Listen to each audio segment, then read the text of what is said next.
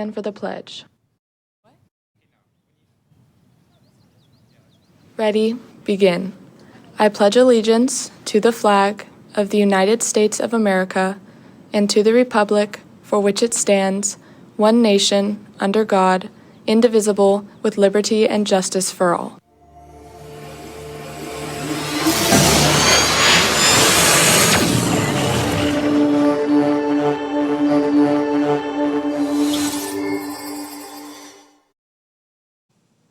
Good morning, Carlsbad. It's a beautiful Wednesday morning, and we have a great show planned for you today. I'm Val Bedoya. And I'm Jackson Lurie. And to start off our show, we're going to have a story on our very own girls flag football team, as well as Bree live in the studio with Rotary Club about an exchange student program, as well as Kira live with orchestra.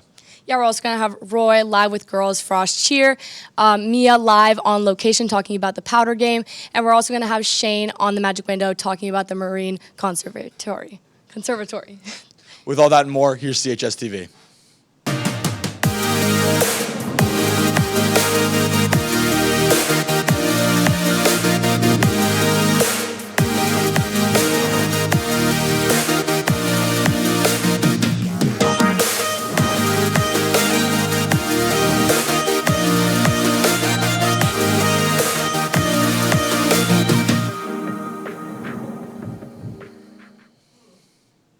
To start off our show, we have action from the football field. Val and Sawyer bring us this story on our girls flag football team.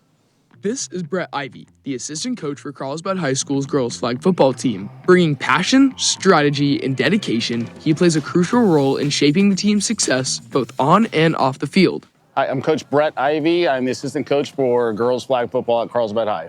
Starting the program took a lot of groundwork, finding players, establishing a solid training regimen, and fostering a passion for the sport. It required persistence, dedication, and a clear vision to create something new from the ground up.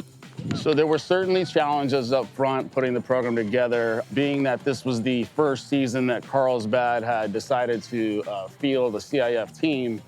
There was apprehension on whether or not there was going to be enough interest. And as soon as they were able to get the word out and we were able to see how many girls were signing up, we knew we had a success on our hands. Getting the program off the ground was just the beginning. After that, the real focus was on developing each player's skills, building their confidence, sharpening techniques, and fostering a sense of teamwork. Well, developing the skills, number one, really, it's pulling the flags, catching the ball. It seems really simple, and it is, but when you're on the field and you're running as fast as you can, it's not as easy, right? We're practicing that day in, day out. Learning the playbook is a difficult thing, especially early on. We got 20, 25 different plays that the girls have to learn. And the more efficiently we begin to run those plays, the more points we're gonna score. As the offense gets better and the girls understand where they're supposed to be, our points are gonna go higher and our defense is gonna play better and we're gonna win more games. Clearly, girls flag football has a successful future to come. Reporting with photojournalist Val Bedoya, I'm... Let's go in! Touchdown! Sawyer Sanders. Thank you, Sawyer. For our sports today, we have girls volleyball playing an away game at LCC. Frosh and junior varsity are playing at 4:30, and varsity is playing at 5:45. If you see anyone from girls volleyball, be sure to wish our Lancers good luck. The College Football National Championship is up for grabs this year, approaching the new 12-team playoff. It is the first time in 10 years where teams like Georgia, Alabama, and Clemson are not in the top three. The new top dogs consist of number 1 being Texas, 2 Oregon, and number 3 Penn State. For today's Real World News update, we will take a look into 2 NASA astronauts that were stranded on the International Space Station, now have a ride home. In early June of this year, a faulty space capsule left 2 astronauts stranded in the International Space Station. Currently, a rescue mission has been planned to bring the astronauts home in February of 2025. We will keep you updated on the status of these astronauts. Now for our first live, we have Bree live with Rotary Club. Bree? That's right. Good morning, Carlsbad. I'm here live with one of the exchange students from the Rotary Youth Exchange Program. So, Antonio, what was it like experiencing one of these programs? Well, it was absolutely incredible. I spent 9 months in Spain with a host family. I learned Spanish, and I made tons of connections that I'm going to continue having for the rest of my life. That's a really unique experience. And what is something that stuck out to you that you learned based off of either the culture or their day-to-day life, or how society works over there in Europe compared to how society works here in America? Sure. So one thing that really stuck out to me in Spain is that where here we have dinner around 6 or 8 o'clock. There it's a lot later. We have dinner around 10, even 11 o'clock at night, but we still have to get up in the morning around 8 o'clock, and it's definitely a culture shock. That's really unique. And how can you apply for a program like this? Sure. So all you have to do is go online and search up the Rotary Exchange Program, fill out an application, talk a little bit about yourself, and super easy. Send it in. That's good to know. And then finally, I'm sure a lot of people are wondering, based off of the language, I know you had a little bit of knowledge off of Spanish going into Spain. How early did you start the learning process, and what kind of advantage did that give you compared to people who maybe didn't know the language of the country that they were going into? Sure. So I spoke Spanish and learned it freshman year and sophomore year, and going in, I did it my junior year. It helped me so much learning it, coming up, learning it, but there's lots of kids that I know who went to countries like Japan and Thailand and China, and those are super hard languages that we don't take here, and they had to learn it while they were there. But I just have to say to anyone who wants to do it, the language really, your level of the language definitely makes or breaks your exchange, because that's what allows you to talk with your host parents, to talk with your host friends, and you just have to do it. Yeah. Yeah, that's really good to know, and thank you so much for coming on and giving us your insight, Antonio, and I'll send it back to the anchors at the desk. Thank you, Bree, and thank you, Antonio, for sharing your experiences. For those of you who forget to charge your Chromebooks tonight, you'll be out of luck tomorrow for a one-day Chromebook pickup, as the library staff will be at a meeting. So be sure to charge those Chromebooks of yours tonight, Lancers. The CHS Orchestra will be joining with Sage Creek's Orchestra for a massive Halloween concert tonight at 7 p.m. It will be a truly spooky evening of string music, so be sure to show up at Sage Creek High School's PAC to see the show. Now we have Kira live with orchestra. What's up, Kira? Good morning, Carlsbad. I'm Kira Kodal to talk with orchestra. So when and where is your orchestra concert? It's at 7 p.m.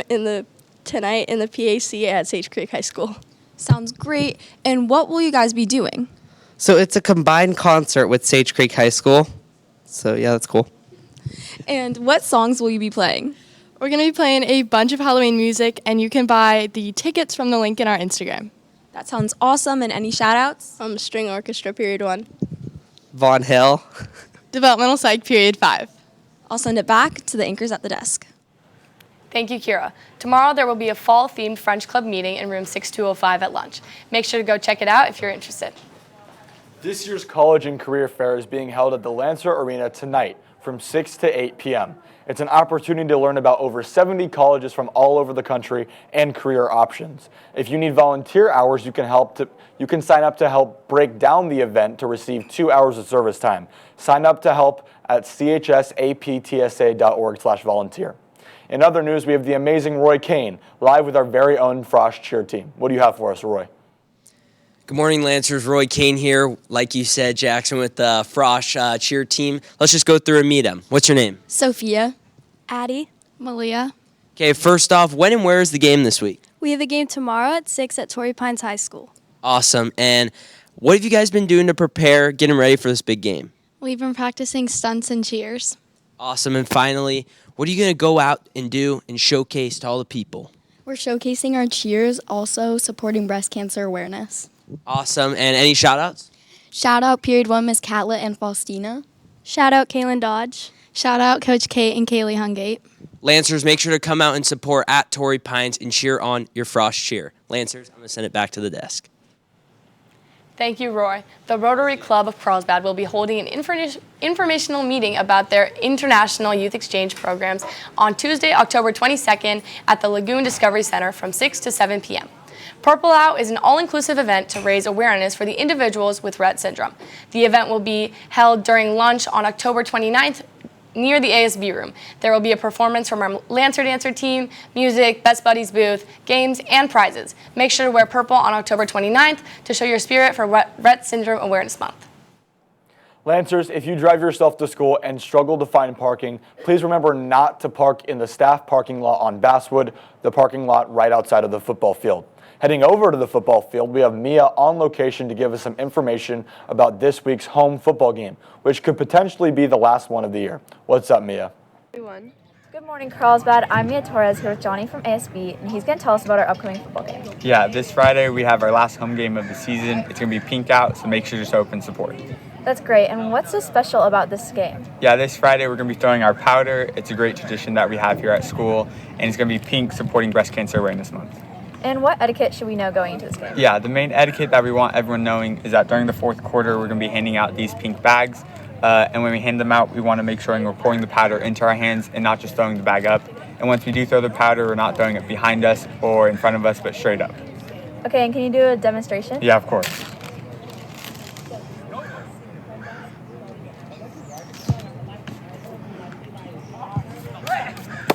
That's awesome. Thank you, Johnny, and I'll send it back to our anchors. Thank you, Mia, for that information.